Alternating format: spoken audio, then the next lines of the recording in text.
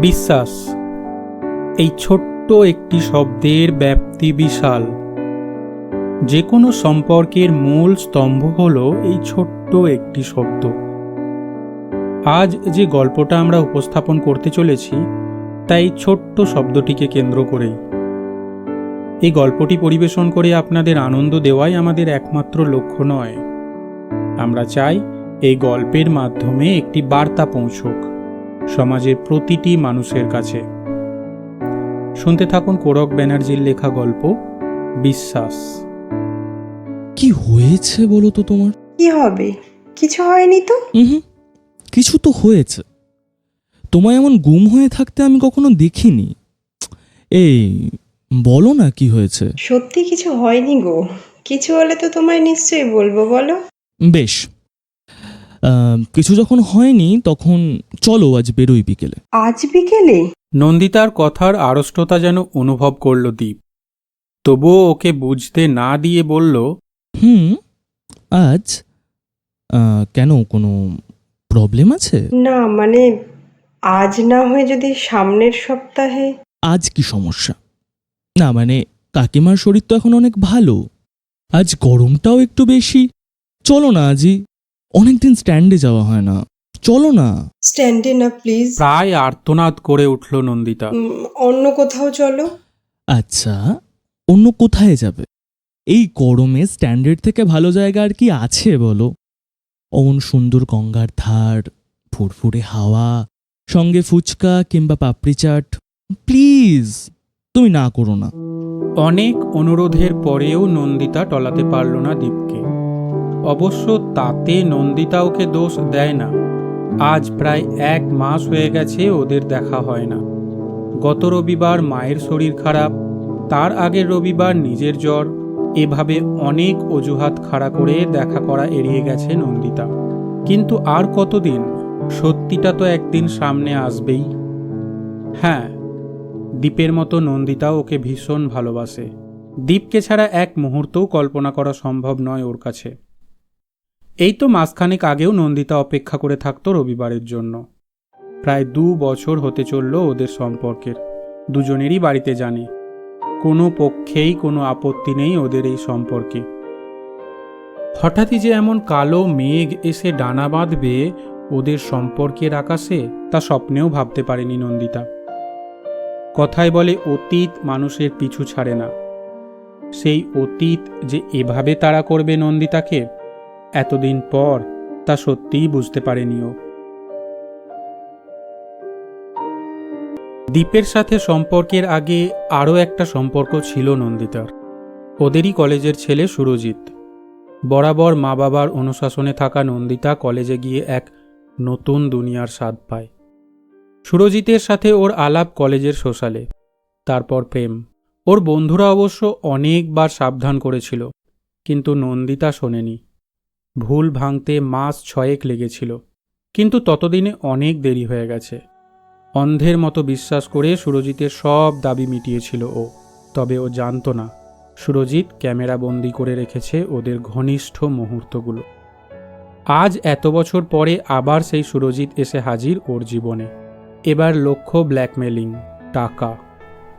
নন্দিতাকে সুরজিৎ জানায় ওর দাবি মতো টাকা না দিলে ও সব ছবি এবং ভিডিও পাঠিয়ে দেবে দীপ ও তার পরিবারের কাছে। নিম্ন মধ্যবিত্ত পরিবারে মানুষ হওয়া নন্দিতা জানে, সবাই এই ঘটনা জানলে ওর কী অবস্থা হবে। সুরজিতের সাথে ব্রেকআপের পরে অনেক দিন লেগেছিল ওর স্বাভাবিক জীবনে ফিরতে। অবশ্য তখনও পাশে পেয়েছিল ওর বন্ধুদের। কিন্তু এখন কি কাউকে পাশে পাবে? সবাই তো ওকেই ভুল বুঝবে, হয়তো দীপও। নন্দিতা একবার ভেবেছিল দীপকে সব জানাবে, কিন্তু সাহসে কুলোয়নি। আজ ও সত্যি ভয় পাচ্ছে, দীপকে চিরতরে হারানোর ভয়। নন্দিতা জানে সুরজিৎদের আড্ডা স্ট্যান্ডেই, এবং ওরা যে মাঝে মাঝে স্ট্যান্ডে যায় সেটাও ও জানে। ও তাই চেয়েছিল অন্য কোথাও যেতে, কিন্তু কতদিন আর পালিয়ে বাঁচা সম্ভব? একদিন তো দীপ সব জানতে পারবে। হয়তো আজই সেই দিন, হয়তো আজই দীপের সাথে শেষ দেখা ওর। সন্ধে 6টার মধ্যেই নন্দিতা পৌঁছে গেছে ছবিঘর মোড়ে। ও জানে দীপ অপেক্ষা করবে ওর জন্য। নন্দিতা দীপকে দেখে জোর করে হাসার চেষ্টা করলো। হয়তো দীপ লক্ষ্য করেছে সেটা। প্রত্যেকবারের মতো আজও দীপের হাতে চকলেট, কিন্তু অন্যবারের মতো নন্দিতা আজ বলেনি। কেন এভাবে শুধু শুধু টাকা খরচা করছো? বরং ও চায় দীপের সাথে কাটানো আজকের সমস্ত মুহূর্তগুলোকে সারা জীবনের সঙ্গী করে রাখতে। দীপের হাতে ওর হাত থাকলেও ওর চোখ অন্য কাউকে খুঁজছে। ওর হাত আজ খুব ঠান্ডা। কে জানে দীপ সেটা লক্ষ্য করেছে কিনা। গুনগুন করে গান গেয়ে নিজেকে স্বাভাবিক দেখানোর চেষ্টা করছে নন্দিতা। স্ট্যান্ড চন্দননগর শহরের একটা আকর্ষণ। এত সুন্দর বাঁধানো গঙ্গার ধার আর কোথাও খুঁজে পাওয়া মুশকিল। প্রত্যেক দিন সন্ধ্যায় প্রচুর মানুষ ভিড় করেন এখানে। জায়গাটা যেমনই পরিষ্কার পরিচ্ছন্ন তেমনই খোলামেলা। তবে আজ এই সৌন্দর্য নন্দিতাকে হাতছানি দিচ্ছে না, বরং আতঙ্কে স্ট্যান্ডের সৌন্দর্যকে অসহ্য মনে হচ্ছে ওর। আজ গরম সত্যিই খুব বেশি। গলা শুকিয়েছে দুজনেরই। দীপ জল কিনতে যাওয়ার পর ওর ব্যাগ থেকে সমানে ভাইব্রেট হতে থাকা মোবাইল বের করলো নন্দিতা। 7টা মিসড কল, সবগুলোই সুরজিতের। আবার ফোন ভাইব্রেট হচ্ছে। আতঙ্কে হাত পা ঠান্ডা হয়ে গেল নন্দিতা। অতি কষ্টে ফোন রিসিভ করলো ও। হ্যালো, ফোন তুলছো না যে? আমি একটু ব্যস্ত। পিছনে তাকাও। নন্দিতা চমকে উঠে পিছনে ফিরে দেখে সুরজিৎ দাঁড়িয়ে। জীবনে এত ভয় ও কখনো পায়নি। সুরজিতের মুখে একটা অদ্ভুত বিকৃত হাসি। পোশাক ও চুলে বকে যাওয়ার ছাপ স্পষ্ট। প্লিজ চলে যাও, প্লিজ, হাত জোড় করছি, আমাকে ক্ষমা করো। চলে যাবো বলে তো আসেনি ডার্লিং, অনেক সুযোগ দিয়েছি। হয় টাকা দাও, নালে ছবিগুলো এক্ষুনি। বিশ্বাস করো, অত টাকা নেই আমার কাছে। থাকলে সত্যি। বেশ, তাহলে আমি অপেক্ষা করছি দ্বীপের জন্য। সুরজিতের মুখে হাসিটা এখনো লেগে আছে। আর অপেক্ষা করতে হবে না। দীপের গলায় চমকে উঠল দুজনেই।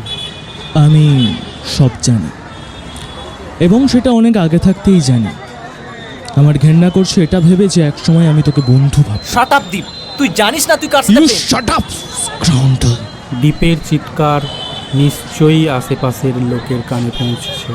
কি ভেবেছিস তুই? তোর মতন একটা জানোয়ারের কাছ থেকে আমি চিনব নন্দিতাকে? ব্ল্যাকমেলিং করার শখ তো?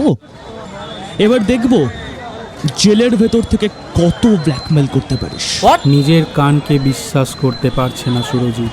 এই মুহূর্তে তুই এখান থেকে চলে না গেলে আমি বাধ্য হব লোক ডাকতে। তারপর তোর কি হাল হবে বুঝতে পারছিস? So just get out from here. Surajit চলে যাওয়ার পরে প্রায় আধ ঘন্টা লেগেছিল নন্দিতার স্বাভাবিক হতে। ও সত্যিই বিশ্বাস করতে পারছিল না যে দীপ ওকে এতটা বিশ্বাস করে। অনেকক্ষণ পরে নন্দিতা জিজ্ঞেস করল, তুমি সব জানতে? তবে সব ক্রেডিট একা গোয়েন্দা দ্বীপের প্রাপ্য নয়। মাস্টার রনির অবদানও অনেকটা।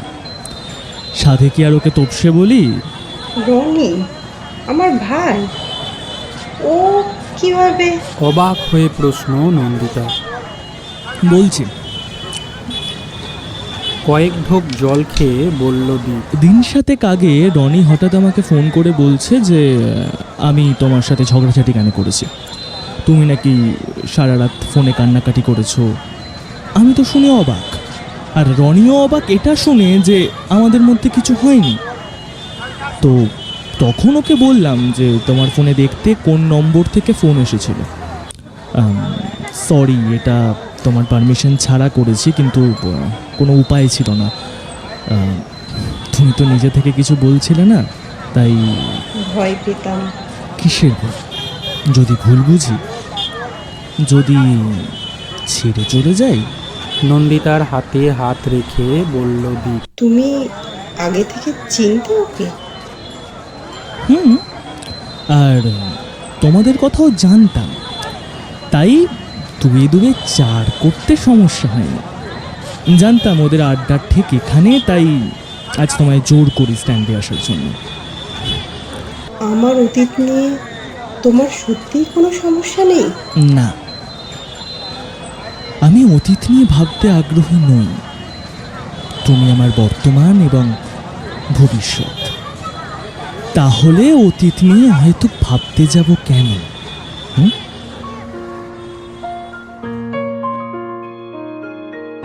প্রায় 8:30 বাজে। স্ট্যান্ডে ক্রমশ ভিড় বাড়ছে। গঙ্গার ধারের মিষ্টি হাওয়ায় পাপড়ি চাট খেতে যে এত ভালো লাগে সেটা এর আগে বোঝেনি নন্দিতা।